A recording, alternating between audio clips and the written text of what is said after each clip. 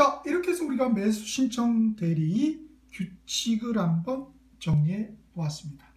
자, 결국은 딱 두 가지죠. 첫 번째는 그 규칙 법조문 자체 비교 용어 구별하는 거, 항목 해당 용어 구별하는 거, 원칙과 예의 구별하는 거에서 꼼꼼하게 다 한번 읽어 보셔야 된다는 거. 두 번째는 공인중개사 법령하고의 어떤 그 차이점, 연계성 차이점을 또 구별할 수 있어야 되겠습니다. 자, 이렇게 해서 우리가 중개 실무 관련 민사 집행법, 즉 경매 특히 정리해 보았는데요. 기출로 한번 분석해 볼까요? 자, 기출 178페이지입니다. 보니까 딱 두 문제로 거의 할당이 돼 있죠. 그래서 경매 관련 종합적인 문제 하나, 두 번째는 매수신청 대리인 등록 등에 관한 규칙 문제 하나, 그래서 두 가지로 돼 있습니다.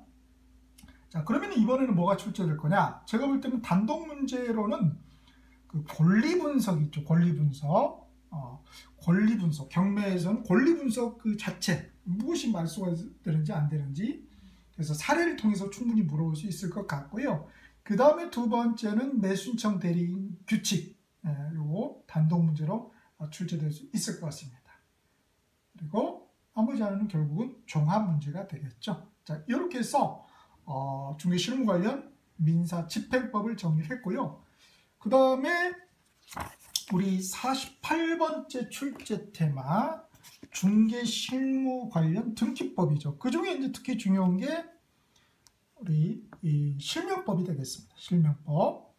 자, 그래서 B급 정도 테마 되겠고 1차에서는 539페이지 마지막 민사특별법이죠. 거기서 우리 정리를 했죠. 자, 결국 거기에 핵심 뭡니까? 그렇죠. 이 실명법, 명의신탁이 관련자 간의 법률 관계를 구별하는 것, 이게 핵심이었죠.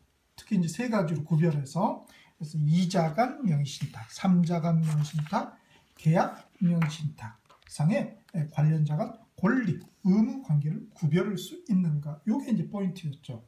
특히 이제 3자 간 명의신탁하고 계약 명의신탁을 잘 물어봤습니다. 그쪽에서는. 그런데 우리 2차에서는 위반 시 제재사항, 요거까지 하나의 보기로 출제가 돼요.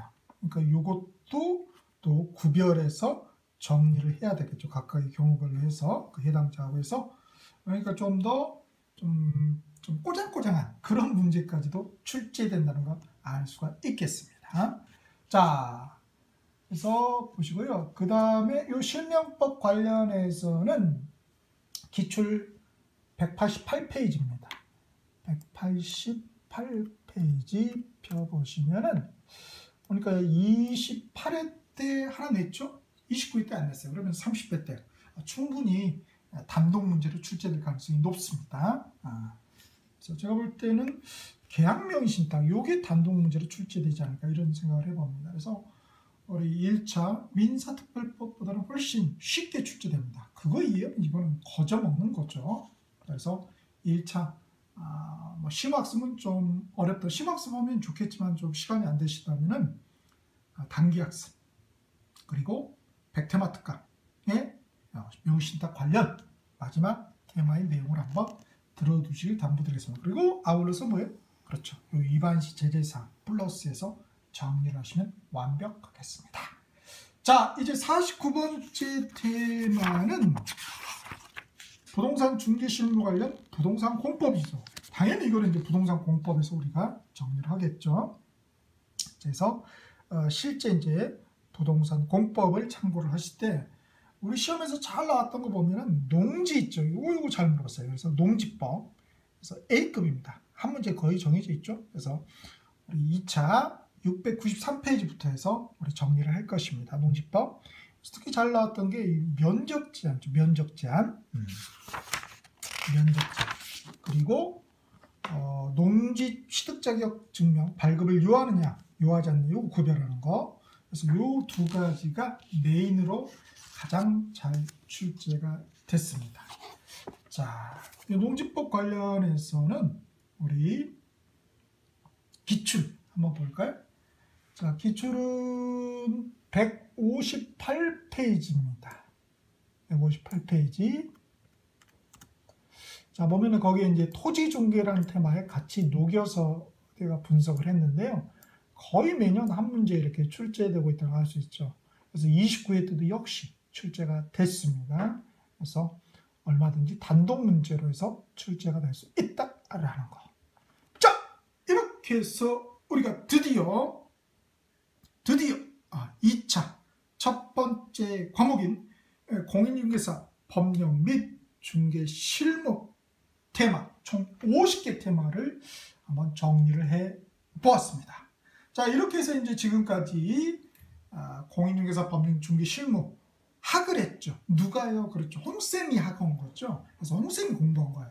이제 여러분이 선생님께서 하실 차례입니다. 이제부터 여러분이 습을 할 차례입니다. 이 습을 통해서 진짜의 공부가 완성이 되는 거죠. 그래서 이 공인중개사법 이 과목은 우리 동차 합격 또 2차만 준비하시는 분들의 2차 합격에 가장 중요한 전략 과목이 됩니다. 그래서 하루도 빼먹지 마시고 다만 한 꼭지라도 공인중개사법 아무 파트나 펴셔가지고 꼭 한번 눈에 발라주시길 당부드리겠습니다. 그리고 추가적으로 기출문제 푸시면서 당연히 이 한권어 따자를 나만의 당구라를 일으켜야죠. 그래서 내일 시험이다. 그럼 오늘 다 볼 수 있어야 된다는 거 2차 모두를 그래서 당구라를 꼭 한번 해주시길 당부드리겠습니다. 그래서 결국 어떤 문제가 출제될지 그리고 내가 합격할 수 있는지 없는지는 뭐에 달려있다? 그렇죠. 기출문제에 달려있다. 기출문제를 분석하고 틀린 부분은 뭐가 약점인지 그런 내용을 이제 여기 한권어 따자에 딱 정리를 해야 되겠습니다. 자, 이렇게 해서 우리 2차 첫 번째 과목인 공인중개사 법령 및 중개 실무를 마무리 지었습니다. 우리 다음 시간에는 순서상은 사실은 부동산 공법이죠. 자, 그런데 또 전략 과목이 하나 있다고 그랬죠. 그래서 부동산 공시법. 자, 부동산 공시법 중에서도 뭐가 전략 과목이다? 그렇죠. 공간정보 구축 및 관리 등에 관한 부분이죠. 줄여서 이제 공과법. 그래서 이 공시법부터 해서 한번 정리를 해보도록 하겠습니다. 여러분 수고 많으셨습니다.